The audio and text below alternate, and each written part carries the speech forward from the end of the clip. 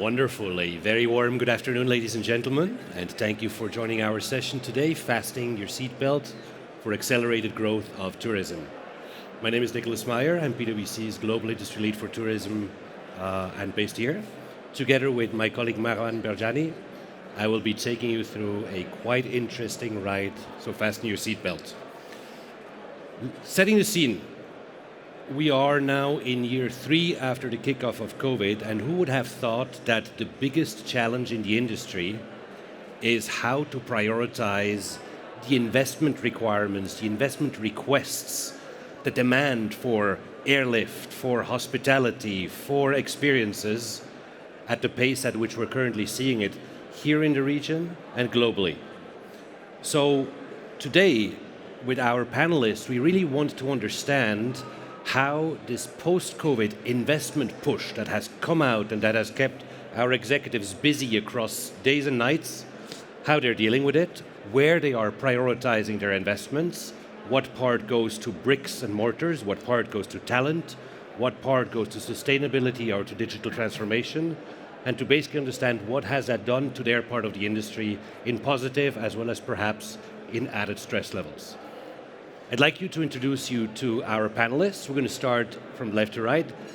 Hazim Alhazmi, who is the Chief Strategy Officer of the Saudi Tourism Authority, which for those of you that are not from the region here is Saudi Arabia's national destination marketing organization, and it is a destination management organization on steroids.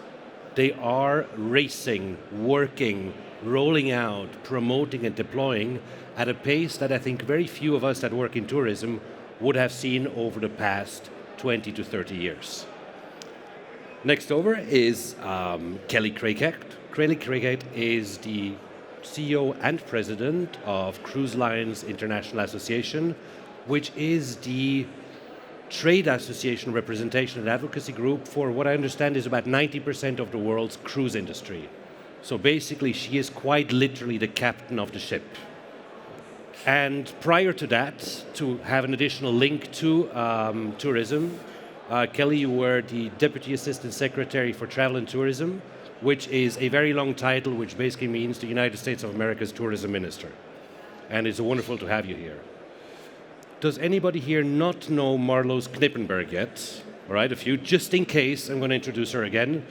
So Marloes has 2 roles. First of all, she is the CEO of Kerten Hospitality, and as such, the driver behind what is one of the most innovative, multi-use, mixed-use concepts, operations in hospitality here in the region, but pretty much everywhere, except boring places, right? Yeah, boring established places you're not so interested in. And as a side job, she is also quickly becoming the kingdom's chief ice cream making officer with Kerten Hospitality's Nakati brand. If you haven't had it, taste it. It's awesome, which you may be going to tell us a little bit more about how that's going to launch a little bit more. And lastly, but not least, Badr Alherbish, who is the Executive Director of Strategy for the Tourism Development Fund, which is the fund in the kingdom, for those of you that would not have dealt with them already, that is mandated and tasked by basically investing and enabling investment into the tourism ecosystem in the regions, in the centers, in the kingdom, and to facilitate the onboarding of the foreign direct investment that is very excited, but at times needs a guide to help them to basically make the right decision at the right time in the right place. So thank you very much for some of you coming from very far, for some of you coming and staying with us. Marwan, before we kick it off, give us a context of the size of this industry so that we stop pretending that this is a small and medium enterprise entity. Give it off to you. Thank you, Nick, and good afternoon, everyone. I thought the best way to kick off this session is to share with you some key facts about the tourism industry and the accelerated growth era we're living in. Firstly, this is an industry pre-COVID, 2019, of $10 trillion. 10% of the world's economy is related to travel and tourism. And it employs 330 million jobs across the world. 330, more than the population of the United States of America. So imagine this number. Obviously, during COVID, the sector was hit tremendously, and this 10 million shrunk to almost 5 million. But there's good news, strong signs of recovery. As you can see, you all traveled here, hotels, airlines, and the expected growth this year is to exceed 8 trillion, i.e. 80% of the pre-COVID era.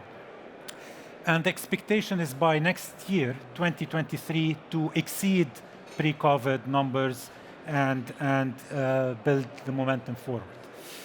So that's the facts to date. What's the projections for the future? Globally, World Travel and Trade and Tourism Council expects 5.8% growth year in, year out for the next 10 years globally. 5.8%. The global economy is growing at 2.8, double the size of the global economy. And guess what? Saudi Arabia is expected to grow at 11%. So even double the growth rate of the global economy. So this is what the tourism industry is living, and this is what we refer to as the accelerated growth that is anticipated in the next 10 years. So with that in mind, let me turn over to our panelists. You've seen the numbers, very aggressive, hyper-growth era. Maybe Badr, I'll start with you. You're living this in Saudi Arabia day in, day out as part of your TDF mandate. How are you coping with this growth? And what are you doing to prioritize investments to adapt to this growth? Thank you very much, Marwan and Nick, for the amazing introduction. It's my pleasure to be here, and good afternoon for everyone. Thank you for the fellow panelists who shared the stage with me today. I think in Saudi Arabia, we recognize this as a major opportunity for us. And this is outlined beautifully in the National Tourism Strategy, which was launched in 2019, which set the stage for the creation of the Tourism Development Fund, the upgrade of the commission, the Tourism Commission into the ministry, and the creation of the Saudi Tourism Authority to work cohesively to channel all the efforts that's being done by the private sector into opportunities that materialize into successful investments and providing amazing tourism experiences for our visitors, whether they are local visitors from Saudi Arabia or international visitors. We are aiming to have the tourism sector as a key pillar in Saudi's economy. Our target is actually 10% of the national GDP by 2030. We aim to create 1 million jobs between now and then. Back in 2018, the tourism sector, I believe, accounted for 600,000 jobs. We're aiming to create 1 million additional jobs. And I believe we're well on our way to even double that between now and 2025, not 2030. All of that is in the aim to attract 100 million visitors between now and then. Now, the pandemic, of course, changed a lot of things, but I believe in Saudi Arabia at least, it even emphasized the opportunity even more. We capitalized on the months after the pandemic in really igniting the local tourism, and I believe my colleague Hazim will really elaborate on that further. But we as a country as citizens, recognize the power that tourism as an industry provides, not only as a leisure activity, but as a real sector and an industry within the kingdom. For TDF specifically, although we started focusing on our financial products, and we have 17 different products between debt, equity, and guarantees, but we believe that our value proposition goes well beyond that. We are here to support investors throughout the value chain in any way that they see fit, whether it's matchmaking with local investors, matchmaking with developers or operators, guiding them as they develop their feasibility study, all the way until matching them with the right product from TDF. So that's in a nutshell how we see the opportunity. It's an opportunity that's there for us to seize, and we are aiming to capitalize on it. And thank you very much. But I think you said it really right? You are, at least in the tourism investment environment, you are the matchmaker of the nation, right? That's one of the things that we do, absolutely. And again, we started off believing that maybe the financial products would be the real value proposition. It is definitely important, but we recognized quickly that the investors are much more sophisticated than what we had originally thought, to their credit. What they need is data, access, guidance, and financial support. So the financial support is like the icing on the cake at the very end of the life cycle of the project. And when you look a little bit, you said it, right? So you've been able to observe this now for 2, 3, 4 years, and you're right, I was very active during COVID with domestic. Is there any change in the type of products that you're being asked to help with, or is it stayed constant? No, we are continuously evolving. So I think, and this is led by His Excellency, our chairman, His Excellency Al-Khatib, he always encourages us to balance between kind of waiting until we have a fully articulated strategy and execution plan and hitting the ground running. Because again, it's a new sector. So we cannot wait until we analyze and assess every single aspect of our strategy. We have to pilot, test, and evolve as we go. We are capitalizing on the flexibility of the product offerings that we have in creating programs that cater for the gaps as we see them in the market. So, which allows us to really fill in the gaps as we go and create new product offerings, create new programs, retire them if needed, and adapt as we go, basically, to the needs of the investors. Maybe to take this out of the kingdom into the global ecosystem, right? Or maybe start with Kelly. Are you seeing these kind of, asks for additional asset investments, whether it be portside activities, whether it be terminals, whether it be maybe not quite yet new ships, I don't know, you'll tell us, but is that something that we are very aware of here in the region but doesn't happen elsewhere, or you see a very similar trend, and where do you see it, if at all? Well, I echo, I'm so honored to be here and am excited about this conversation. And Nick, the question is so timely because from the cruising side, so ocean cruising and river cruising actually has very long lead time. So whether you're building a port or a terminal or building a new ship, these are decisions that are being made 10 years ago.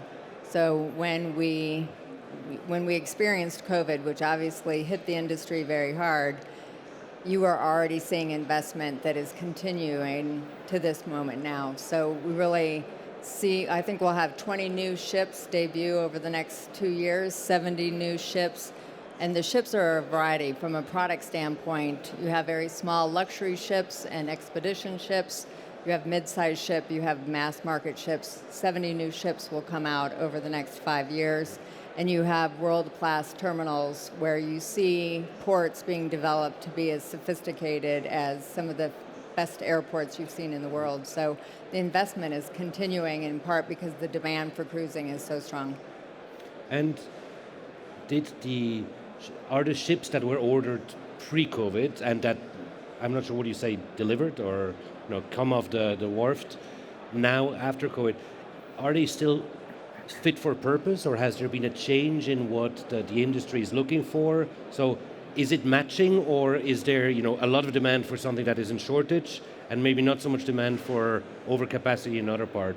How does that play out? Yeah, it's a great question because I think the leadership of the cruise industry, again, in some of these situations where they had to make multi-billion-dollar decisions 10 years ago, are delivering the ships the passengers want today.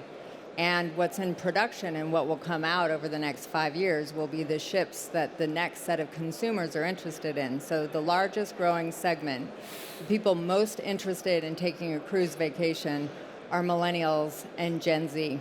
And so as that community becomes and uses their purchasing power for environmental and sustainability products, the ships that are coming out today are more technologically advanced than most modes of transportation you can see, and the newer ones, even still already, you'll see next year the adoption of hydrogen completely.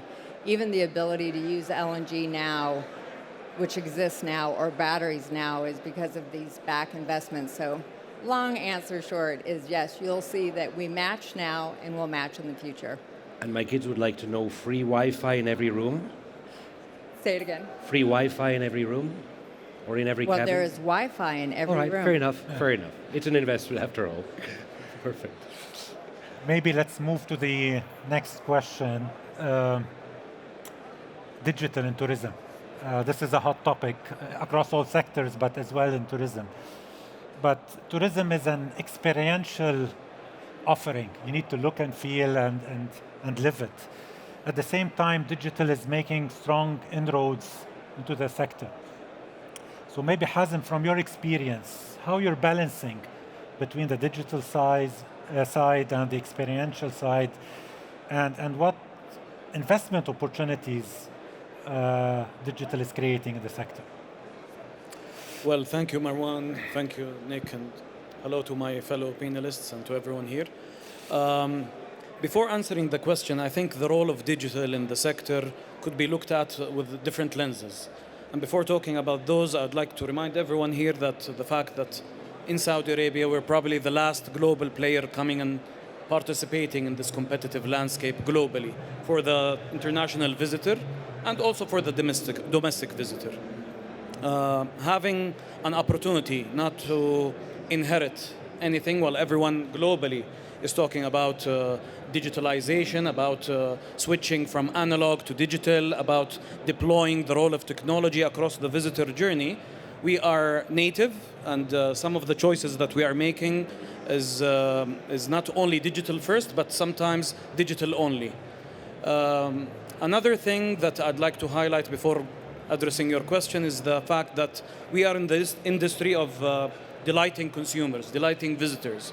At the end of the day, the ultimate purpose is to leave people with beautiful memories, beautiful stories to tell, and for that, we need to deliver the full, comprehensive, holistic experience that is going to enable us to reach that objective.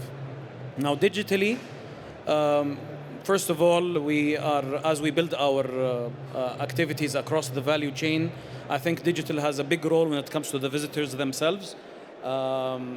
Being able, when a visitor starts building awareness, starts learning about a destination, we are very active in that realm. Saudi Arabia not being a known destination or a top-of-mind destination holistically for visitors, we are investing a lot of brand building in different channels, across social media, across different media channels to build awareness of Saudi, the things to do, the different packages, experiences that you do in our different beautiful destinations. When we launched, to Badr's point, when we started this journey back in 2019, Q4, when we launched the e-visa for the first time in Saudi's history, it was an electronic visa where someone behind a digital device can apply. Within 5 to 10 minutes, they get their visa. Information gathering, transacting, buying your hotel, your airline, your packages is all available digitally, working with our trade partners. And even after the visitors reach here in Saudi Arabia, as they navigate different places, wayfinding, information gathering, booking, and even getting some surprises here and there that we push to the visitors is something that we do. Yeah. Looking at digital also from a commercial perspective, we don't only stimulate demand in the Saudi Tourism Authority, but we also facilitate and orchestrate the commercial activity across the value chain. Being able to work with different parts of trade, such as destination management companies, tour operators, online tour agencies, we're working with them very closely to enable the availability of inventory across all these things digitally, so that a booker somewhere in the world, in Germany, in Japan, in China, in India, is able to assemble different parts of the package and meet the needs of their target audience. Lastly, I think digital plays a big role in running our organizations, enabling data-driven decision-making, being able to see those insights. As we said, this is a customer-focused, customer-centric sector. So those who are able to understand, know the drivers, the barriers, the needs of their target segments are the ones that are eventually going to win. So being able to deploy technology in gathering all these insights and supporting better decision making that is surgical, that is more hyper customized, hyper personalized, would enable us to actually deliver an authentic experience.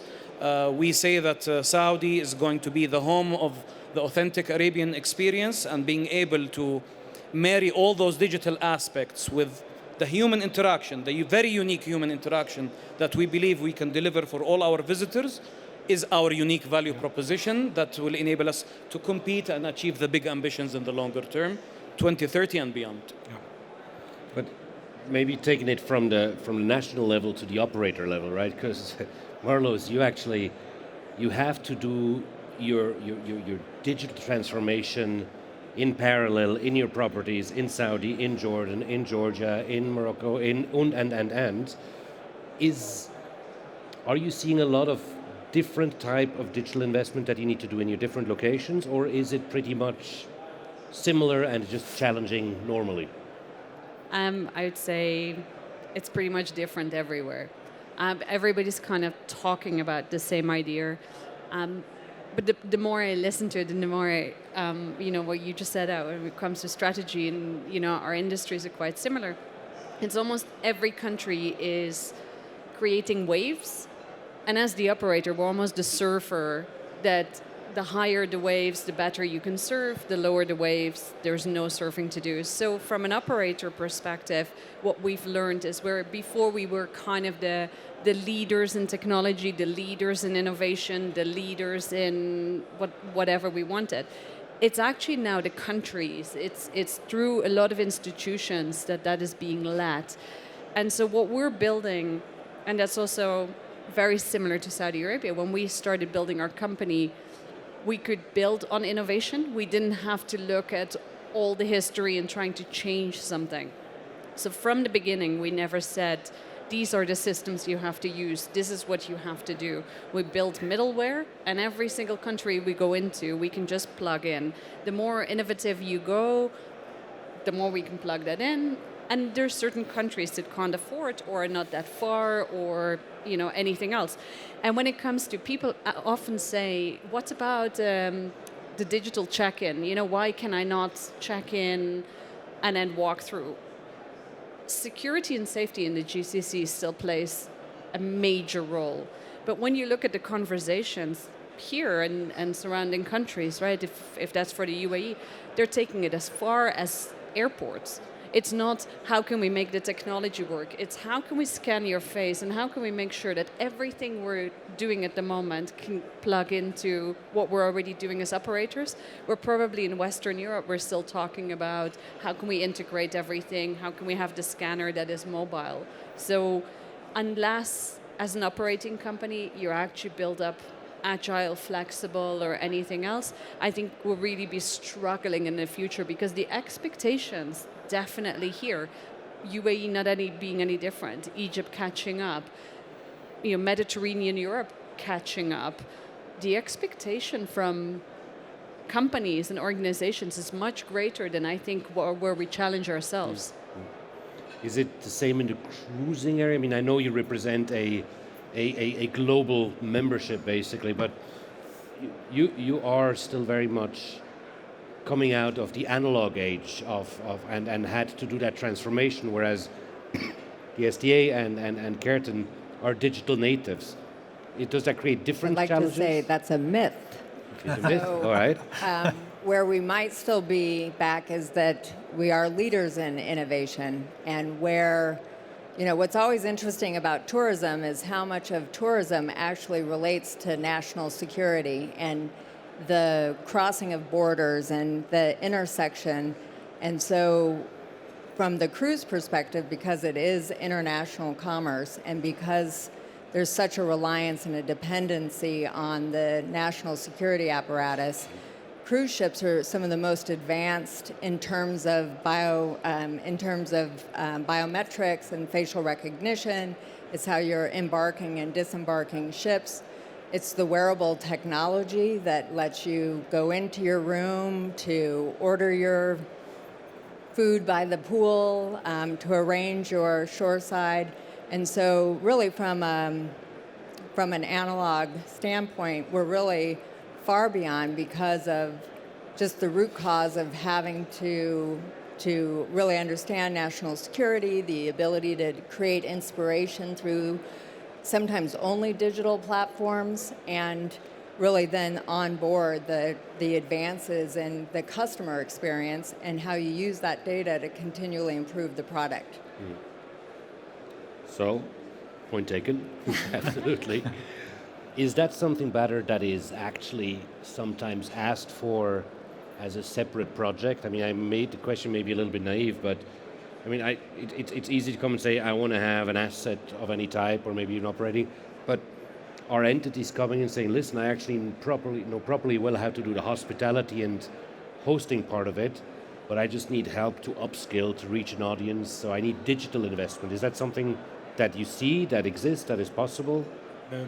Absolutely, it is possible, and we don't look at it as it's a separate project, but indeed it is embedded in one of the 3 priorities we're focusing on in our national tourism strategy: sustainability, seamless travel, and technology-infused tourism. So these 3 are, let's say, the underlying pillars of everything that we do. Of course, there is a certain supply that we have to build in order to cater for the number of tourists that we're trying to attract, but we are creating specific programs to make sure that we tackle the needs of different investors. So one of the examples, we created a private equity fund with Diraya Capital, purely focusing on technology. Oh, cool. And we are exploring other opportunities to do so, to enable. So that example is an example where we create a product that tailors for entrepreneurs and startups. We recognize that the majority of the existing hospitality offering needs an upgrade or refurbishment, and a lot of that will depend on, or will be based on, of course, furniture, paint, and technology. So, and the type of product that we'll be using needs to be flexible to cater for the demand of these operators and owners. Awesome, thank you. Thank you, Badr. Another pressing topic is talent. There is a talent shortage post-COVID, not only in tourism, across many sectors. And maybe, Marloes, I'll start with you. You've been operating hotels in many regions across the globe, but at the same time, you were able to build local talent to operate these hotels. What's the secret recipe there? Craziness. I think it's motivation, right? I think there's a couple of different aspects. And while we're talking about the future, I think there's 2 things here. One is we have a changed working audience at the moment. So if somebody can deal with 20 applications in a minute, having somebody do the same monotone job for 8 hours is really, it's a hard ask. Secondly, we've been talking about robots for ages, and when we were at the conferences 4 or 5 years ago, everybody was saying, no, we shouldn't have a robot, that's ridiculous. Yeah, but then we all complain that when we go to get a Starbucks coffee, the coffee doesn't taste the same every single time, it tastes different every single time, but we don't want a robot to make it. It's quite contradicting. I think where you really see talent development, and if that's here in the kingdom or abroad, when Uber started, we were all saying it can't be that an Uber driver drives either 2 hours or 20 hours. It can't be that they're not from one of these companies. It can't be, we cannot control cleanliness. There's so many aspects that we can't control. Today, I would say every single one of us, would you call a taxi or do you go Uber? Yeah, you know that you go there, right? So I think and that's what we're doing as a company. Yes, we're very lucky to find talent today, local and international, because we're quite a young company. We allow people to be themselves. We are not creating these kind of robotic and expecting people to say the same in every single country. Behaviors are different, cultures are different, and people kind of resonate with that. Having said that, if you look at somebody like Marriott or Hilton or Accor, or, if you're at a large scheme, everybody is developing talent. Everybody is doing the same kind of trainings. And I think in the future, there will be a very big difference between training people on where to put the cutlery and training people on who they are and what they stand for. And so probably we will be borrowing each other's staff over time. There is legislation coming in Europe today, and that's still very much in the beginning. I could employ somebody in Spain, and they could be working for us in different countries. The moment that you take that much further, and yes, legislation doesn't support that as much yet, but the moment that you allow more of that, we hire talent not by location. We hire talent for talent. And some of my team members have never, ever met each other. But when you hear them speak, you think they're best friends. When you look at the generations to come, some of my cousins, they're 15, they play with others, they talk to others via the computer games they play. They have friends globally that they've never met, and for them that's normal. So we're building a workforce, and we're working on a workforce for, that is expecting something very different. And I think we can really build on from that.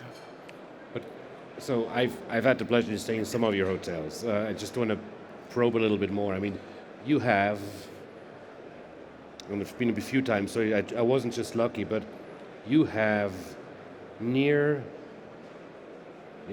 fanatic guest servers, right? I mean, they are enthusiastic beyond what you would normally see in most of your competitors.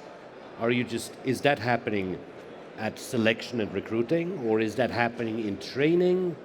Are people trying to steal these people for other organizations, or do they only operate well in an environment like yours? You've got to give us a little bit more of the secret sauce here, I think. So, a couple of things. One, yes, we're hiring people for character, not by skill set, number one. The skill sets we can really teach people, unless it's specialized functions. But for the rest, we really hire by character, out of industry, doesn't matter. Secondly, the training that we do normally starts week 5, 6, 7, 8. So the first couple of weeks are really for somebody to understand where they are.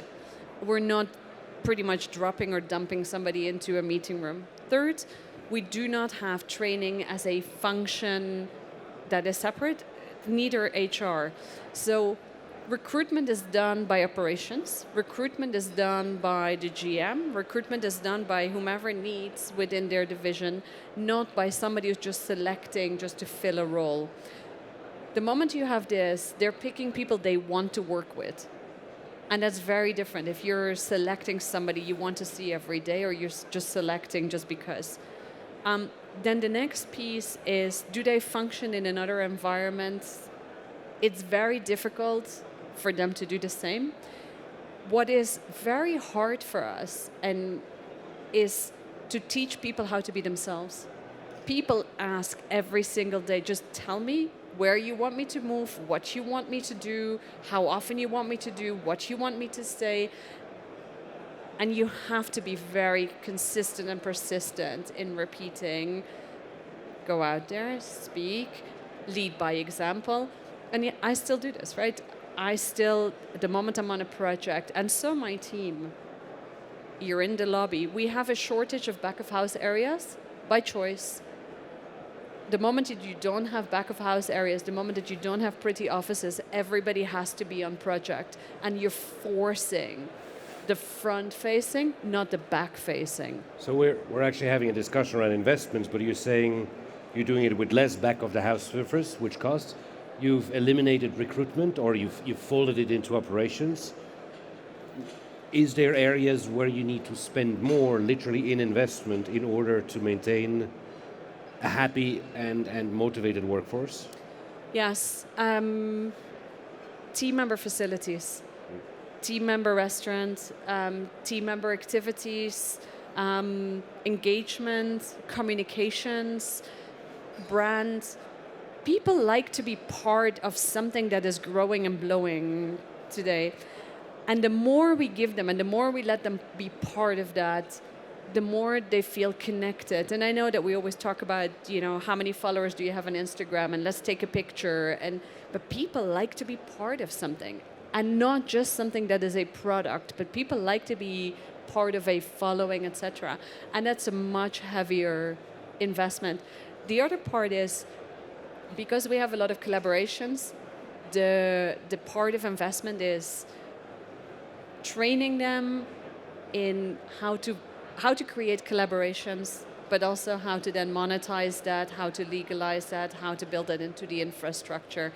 And I would say that's really the key areas. But yes, we don't have as many layers because we don't have as many offices, we don't have as much space, and we still get it done.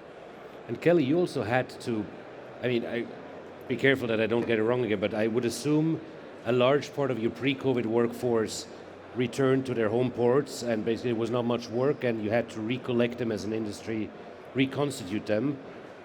Is recruiting, has it changed? Is the investment in acquisition changed? How, if at all? Yeah, so cruising is interesting, and it's particularly interesting in the context of tourism because you have to think about it in three parts. There's the ship as transport, there are the hotel operations that are hospitality, and then there's the connection to shore and destinations and the experience that you're either facilitating for the guest, you're engaging the local communities, and then throughout it all is the crew who really becomes like family. So cruisers love to cruise, and they will return to cruising in part because of the affinity they have for the crew that they've met during their journey and for the people they've met in the local communities. And so cruising is really one of the places where they're hiring for character in the jobs that are non-technical. They're hiring for skill in the areas that are technical, but it's the connecting of people to people and people to places that is the following. It's the movement that attracts people to cruise. It's why the retention rates are so high for the crew and why it's so important to the customer experience that there is deep engagement, that you're hiring locals to help support the visit in the destination, that you're procuring products and services and goods from the region. And so it really is an entire ecosystem that does involve training to the degree that you can be an expert facilitator of an experience. And so there was, obviously the industry had voluntarily suspended operations for a significant amount of time, and there are great numbers of crew that come from more than 200 countries. Everyone is working to come back to work, and one of the ways that cruise is different than airlines, for example, is they will not operate an itinerary if they can't deliver on the service that they've set expectations for. But I'm really curious about this one, more for us personal curiosity. So we hear war of talent, silent quitting, not enough. It sounds like we don't have too many of the issues here, but do you foresee that you will need, on average, to pay your associates or your colleagues or your crews more, or is it still going to be retention through this engagement that you talked about, Marloes, or that loyalty in coming back to lifestyle? But I'm really curious, will we need to pay our tourism workers more because there's less of them in the X years to come? I'll go first and say that I think you did some excellent statistics in the opening where 1 out of every 10 people in the world are going to be a tourism worker. And so I think that some of the challenges we've talked about before, Nick, is how do we attract young people into these professions, and what is the trade-off between the experience that you'll have and the pay that you'll earn. And so I think some of the challenges are at the very front of the food chain, so to speak, because I think tourism is a terrific profession. It obviously touches every part of a community, and the pandemic showed us just how much tourism is the fabric of your own neighborhood, not just a faraway destination. So it's from a cruise standpoint, we always look at the human potential. Are you able to feed your family, send them to good schools, have access to good medical care? And I think because what we offer is so experiential, it's never going to be the place where you're going to make a lot of money, but you will have so much, you'll have such a rich satisfaction, and that's why, again, the retention rates are so high. But I think in the hospitality and hotel industry, it's very different. So I can't wait to hear your answer. Yeah, I think it's going to be balance. I think it's not across the board. So people want to have not just a life, but when you talk about experiences, when you work 6 days a week, 20 hours a day, that's not necessarily an experience. And so some people in that will have a great experience and some won't. And I think where before we used to pay really bad and in entry-level positions and expected the 20 hours, the always, the kind of, and not giving people an identity. And I think there's trade-offs. So we will have to pay certain levels or certain hours or certain shifts much better to make that absolutely more attractive. It's almost like surge payment on Kareem or yes, Uber. absolutely. Yeah, So I love nights, weekends, it could be during very busy times. My boss is in the room here somewhere. Maybe I'm going to suggest a surge payment on high intensity as well. That's now kind of right. Yeah, exactly. And then there is the part of giving people the opportunity to be themselves. Yeah. And giving them a position within the organization, create that entire connection that they're actually part of something. I think there is a lot to say for being equal, and that could go as far as having much more streamlined uniforms instead of making a great differentiation factors. There's a lot of human elements, I think, today that is important to people that as an industry, we've always done like that, and we don't even think about what we do to people at times. And I think more than just paying a lot, I think we have to be more flexible. And if somebody can work 3 days and you have 3 people that can work 3 days, it fulfills the whole thing too, right? And there comes in the changing of visa legislation, passport legislation, short-term working, anything else around that. Hazim, I know this is a topic you're particularly passionate about, but I have a couple of points since we're talking about human capital and talent in the sector. I think from a government perspective, there are 2 roles for this. One, the role of dealing with an economic challenge with all governments, which is unemployment. Since tourism historically had 1 of 10 jobs, statistics pre-pandemic says that every 5 new job created, 1 of those is in tourism. So 20% for future jobs that are being created is in tourism. And I think there is a role for government institutions together with academia and TVTZ type of institutions to upskill people and guide them towards filling that unemployment gap in the sector. Secondly, I truly believe that, and as I said before, the differentiated value proposition of national destinations. In our recipe, I think the human capital dimension, interaction, is an integral part of that recipe. When we promote for Saudi as a destination to enjoy tourism, interacting with the Saudis is part of that, with its own flavor, with its own culture. We have a concept of Saudi Hafawa that we've talked about in different occasions, which is the true spirit of Saudi hospitality. It's about excellence, it's about generosity, it's about truly welcoming people in the country, interacting with them as if you're welcoming them into your own home. In Saudi, this is important, and I think it is also part of any offering across the whole tourism experience. Great.